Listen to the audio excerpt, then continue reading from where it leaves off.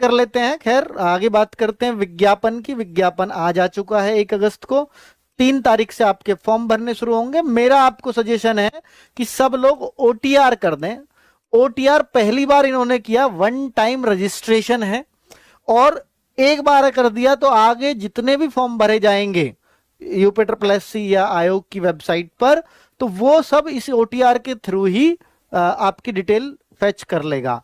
अब मैं बात करता हूं कि भाई ये जो ओटीआर है इसमें अभी तक ये करेक्शन की सुविधा नहीं थी। खैर अब तो वो भी करेक्शन भी आप कर पाओगे, लेकिन ओटीआर के बिना आप ये फॉर्म नहीं भर पाओगे। लेकिन पिछली बार अगर आपने पैट दिया है 2025 वाला, तो उसके रजिस्ट्रेशन से ही इस ओटीआर में आपकी डिटेल्स आ जाएंगी। कुछ मॉडिफाई करना है तो वो कर पाओगे। पिछले वाले में सर ये डिटेल हमारी गलत भर गई थी, तो इस बार मैं करेक्ट कर सकता हूं क्या? कर सकते हो। नाम और डेट ऑफ बर्थ और फोन नंबर नहीं बदलेंगे, बस बाकी सब बदल सकता है। ठीक है। और यहां आवेदन की अंतिम तिथि 1 सितंबर है। और इसमें भी, इस फॉर्म में भी, मैं ओटीआर की बात नहीं कर रहा, ओटीआर में करेक्शन कभी भी कर लो, लेकिन इस फॉर्म में ओटीआर के बाद आओगे, इस फॉर्म के लिए ओटीआर करने के बाद फिर इस फॉर्म पे आओगे तो डिटेल वहीं से ले लेगा ये ओटीआर से। और फिर इसमें भी कोई गलती अगर आपने कर दी तो वो 8 सितंबर को आप इसको सही कर सकते हो। ठीक है। चलो नेक्स्ट, हाई स्कूल योग्यता है, यानी कोई भी 10वीं पास है तो वो पैट का फॉर्म भर पाएगा। 18 से 40 एज है, पैट देने की एज खूब है। 45 साल ओबीसी SC ST के लिए हो जाएगी। 1 जुलाई 2026 को ये एज की कैलकुलेशन होगी, क्योंकि आप देखते हो कि लेखपाल में भी 40 साल की एज चलती है, तो इसलिए पैट भी 40 साल का कर दिया उन्होंने। अधिकतर जो इसके थ्रू भर्ती आती है उनमें सब में ही 40 साल होती है।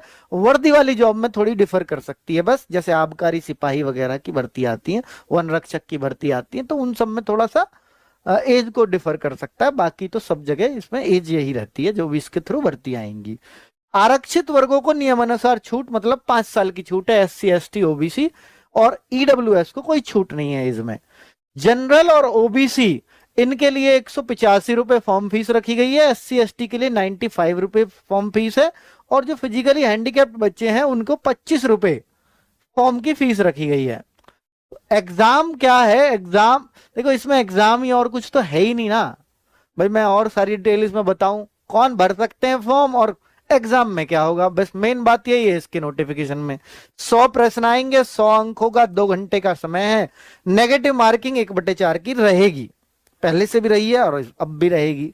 तो 100 में से कितने नंबर काफी होते हैं? बहुत सारे बच्चों का एक सवाल होता है, वो भी आप समझो कि भाई 100 प्रश्नों में 5 प्रश्न तो आपके भारतीय इतिहास के आते हैं जिनमें ये टॉपिक्स हैं। अच्छी बात पैट एग्जाम की ये है कि वो हिस्ट्री के भी टॉपिक्स खोल देगा, और जब टॉपिक्स खोलता है तो टॉपिक्स से ही पूछता है, इसलिए पैट में ये नंबर लाने आसान होते हैं। ठीक है। तो यही टॉपिक्स आएंगे, इनसे बाहर नहीं आएंगे। फिर 2023 में ऐसा क्या था, आया वो टॉपिक से ही था, एक आध कोई गया होगा आउट ऑफ सिलेबस। अब तो उस पर भी सजा है, कोई आउट ऑफ सिलेबस जाएगा तो एग्जामिनर उसको ही डिबार कर दिया जाएगा, कभी एग्जाम ही नहीं बनाएगा। ठीक है। तो अब इसलिए सिलेबस खोला हुआ है, सिलेबस से पूछना पड़ेगा। नई एग्जाम नीति तो ऐसी बनी है ना, तो भारतीय राष्ट्रीय आंदोलन केवल यहीं से पूछा जाएगा, पर इसमें ही बहुत गहराई से पूछ लिया था, इसलिए जो है ऐसा आया था भाई। भूगोल देखो, भूगोल भी 5 नंबर है। भारतीय राष्ट्रीय आंदोलन ये भी इतिहास का ही पार्ट है, मॉडर्न हिस्ट्री हो गई है वो इतिहास, तो टोटल इतिहास 10 नंबर का हो गया। भूगोल 5 नंबर का है, और इसमें भारत का भूगोल भी है, और आगे क्या विश्व का भी है। तो अगर हम देखें तो नहीं है, विश्व के भूगोल की कोई बात नहीं है, केवल भारत के भूगोल के टॉपिक पढ़ने हैं आपको। अब मैं बात करता हूं भारतीय अर्थव्यवस्था की। तो भारतीय अर्थव्यवस्था आप ये देख सकते हो भाई, ये देखो ये ही टॉपिक आप पढ़ लेंगे तो देखो कैसे कैसे टॉपिक है, GST, कृषि सुधार। तो भाई ये टॉपिक पढ़ोगे तो नंबर इन्हीं में से आएंगे 5। अच्छी बात है कि फिक्स कर रखे हैं हर चीज के क्वेश्चंस। आगे बात करते हैं संविधान। 5 नंबर संविधान से आएंगे ही आएंगे, और इन्हीं टॉपिक से आएंगे। सामान्य विज्ञान, तो सामान्य विज्ञान भौतिक विज्ञान भी है, रसायन भी है, जीव भी है, लेकिन इनको खोला नहीं है। तो विज्ञान बेसिक आएगी, 5 नंबर की आएगी। ठीक है। प्रारंभिक अंकगणित, तो अंकगणित भी 5 नंबर का आता है, केवल ये टॉपिक्स पढ़ने अंकगणित में, अर्थमेटिक का भी पूरा पढ़ डालो। सामान्य हिंदी, हिंदी में भी बहुत सारी चीजें होती है, रस छंद अलंकार कुछ नहीं आता, सिर्फ इतना आता है, इतना ही पढ़ना है। ठीक है। अंग्रेजी से अंग्रेजी व्याकरण, इंग्लिश ग्रामर, सब कुछ ही दे दिया भाई साहब। और 3 क्वेश्चन तो आपके गद्यांश पे आ जाते हैं, तो गद्यांश वाली अंग्रेजी कोई भी कर देगा यार। पैराग्राफ दिया है उसमें से देख के क्वेश्चन लगाने हैं। और अंग्रेजी के 2 व्याकरण, ये व्याकरण से, अब ये व्याकरण में भाई वोकेब भी पूछ लेता है, ऐसा नहीं है स्पेलिंग टेस्ट के क्वेश्चन पूछ लिए, ऐसा भी हो सकता है। ठीक है, तो ये सिलेबस है आपके इंग्लिश का। अब बात करते हैं आगे कि रीजनिंग, तो रीजनिंग में सिर्फ ये 7-8 चैप्टर है, इन्हीं को पढ़ना है। समय सामयिक करंट अफेयर्स का बड़ा रोल है, तो रीजनिंग भी 5 नंबर की है और समय सामयिक करंट अफेयर्स 10 नंबर की है। ठीक है, करंट अफेयर्स। अब आगे आ गई ये स्टैटिक जीके, सामान्य जागरूकता।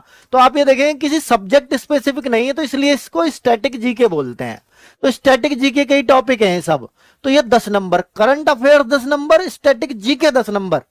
और अगर आगे बात करता हूं कि देखो हिंदी वहां 5 नंबर की थी, और ये जो गद्यांश आ गए हिंदी के, 2 गद्यांश आते हैं 5-5 क्वेश्चंस के, तो ये 10 नंबर ये इसके हो जाते हैं।